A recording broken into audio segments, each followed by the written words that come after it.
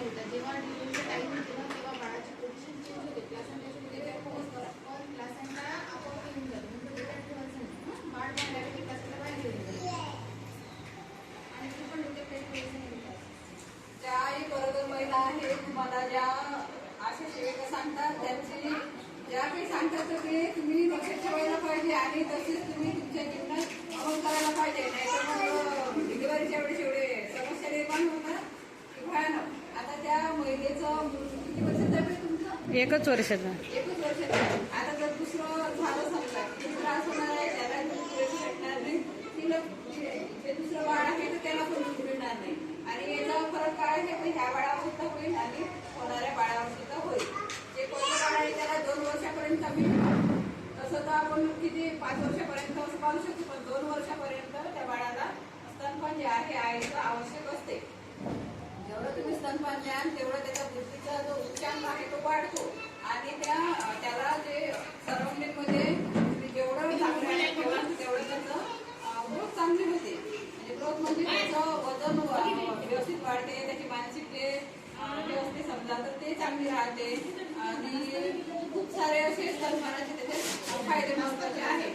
तुम्ही काय करता आता जे आशाताई सांगेल त्याच्याकडे दुर्लक्ष करून राहिला. मी तेव्हाची पाहून राहिली की माझ्या हातात मोबाईल घेतला आणि सिंचनाचे व्हिडिओ काढून राहिली होती. काही एक पहिली पाहून राहिली होती, एक पहिली पाहून सांगून राहिला होता का म्हणजे तुमचे जे आशाताई सांगते तुम्ही त्यांना सिरियसली घेत नाही. आणि जर तुम्ही सिरियसली घेतलं नाही तुम्हाला समस्याला समोर जावं लागणार आहे. कारण त्यांना जे आहे आम्ही पुरेपूर ट्रेनिंग देऊ आणि सगळ्या गोष्टीचं ज्ञान अवगत करून त्यांना इथपर्यंत आम्ही पोहोचवलेलं आहे.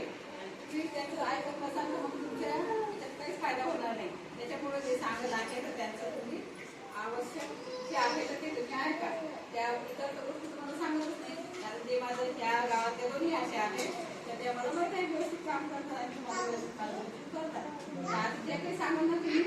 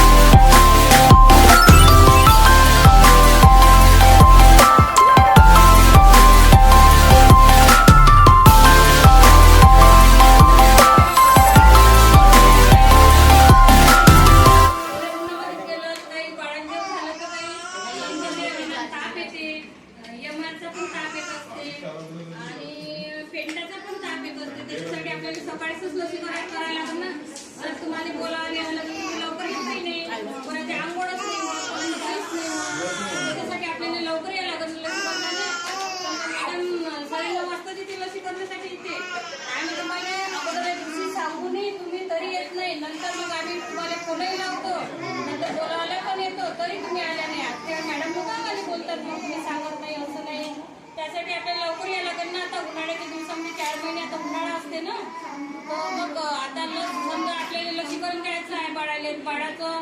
जसं आपली मातेची नोंदणी झाली की मातेचे 4 तपासण्या असते ना. तर तिला पहिल्यांदा जर असली तर तिला दोन टीटीचे इंजेक्शन दिले जाते. 3 महिने कंप्लीट झाल्यानंतर पहिला डोस, नंतर 1 महिन्याने अजून दुसरा डोस दिला जाते. तशाच मातेच्या 4 तपासण्या आहे. मातेचं वजन, उंची, बीपी, शुगर, त्याचप्रमाणे अजून थायरॉइड अशा तिच्या ब्लडच्या तपासण्या करायला लागते. नंतर मग तिच्या 4 तपासण्या झाल्यानंतर तिची समजा 9 महिने ना कोणी 9च महिन्यामध्ये डिलिव्हरी होते. जसं सुरुवात लागल्याबरोबर कोणी 9 महिने 7 दिवस पण घेतात. आता यांच्या वार्डाची डिलिव्हरी झाली 9 महिने 4 दिवस झाली डिलिव्हरी झाली. मग त्याच्यानंतर आपल्याला बाळाचं जन्मतालाच लसीकरण करायचं आहे. तर पहिला समजा तिला जन्म झाल्याबरोबर BCG द्यावं लागते, नंतर PO, नंतर मग ते 24 तासामध्ये ते हिपॅटायटिस बीचं इंजेक्शन दिले जाते. असे बाळाचे जन्मदाते लसीकरण आहे. त्याचबरोबर आपल्याला बाळा जन्म झाल्याबरोबर अर्ध्या तासामध्येच तिला आपल्याला स्तनपान द्यायचं असते.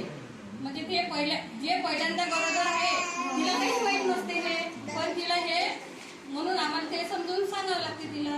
तर ती पहिल्यांदा असली का तिला मग ते बाळाला अर्ध्या तासाच्या आतमध्ये स्तनपान द्यावं लागते. नंतर ते बाळाचं पहिलं लसीकरण आहे, ते चिमटून असते ना, ते बाळाचं पहिलं लसीकरण आहे. नंतर मग त्यामध्ये बाळाचे लसीकरण झाल्यानंतर 1.5 महिन्याचं बाळ होते. त्यानंतर तिला पेंटा दिला जाते. पेंटा, रोटा, IPV, PCV पहिल्यांदा दिला जाते. नंतर मग बाळ 2.5 महिन्याचं झालं की दुसरा पेंटा, त्यासोबत रोटा आणि पोलिओ, ह्या 3 डोस दिले जाते. नंतर तिसरा पेंटा आला 2.5 महिन्यानंतर, तर तिला 1.5, 2.5, 3.5 असे 3 तिसऱ्या पेंटा दिला जाते. तिसऱ्या पेंट्यामध्ये IPV, PCV, रोटा, पोलिओ अशा ह्या 5 लसी दिल्या जाते. नंतर 9 महिने पूर्ण झाले की MR सेकंड, JE सेकंड आणि बूस्टर PCV अशा त्या 3 लसा दिल्या जाते. नंतर 1.5 महिने पूर्ण झाल्यानंतर, 1.5 वर्षाचं पूर्ण झाल्यानंतर second MR, second MR, second JE आणि PCV बूस्टर असे हे 3 डोस दिले जाते. नंतर मग पूर्ण 5 वर्षापर्यंत 5 वर्षाचं बाळ झालं की TT दिल्या जाते.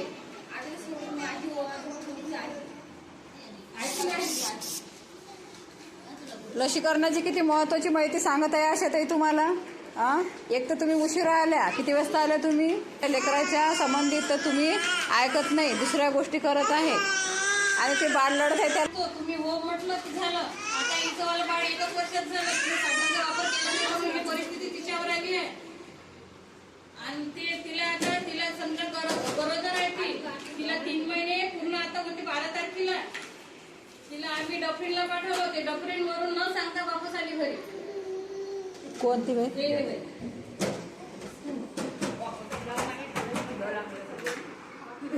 डफरीनला न सांगता तिथून वापस आली. कोणाला माहिती नाही, तिथले फोन आले, फोन उचलले नाही. म्हणजे तुम्ही ऑपरेशनसाठी नेलं होतं?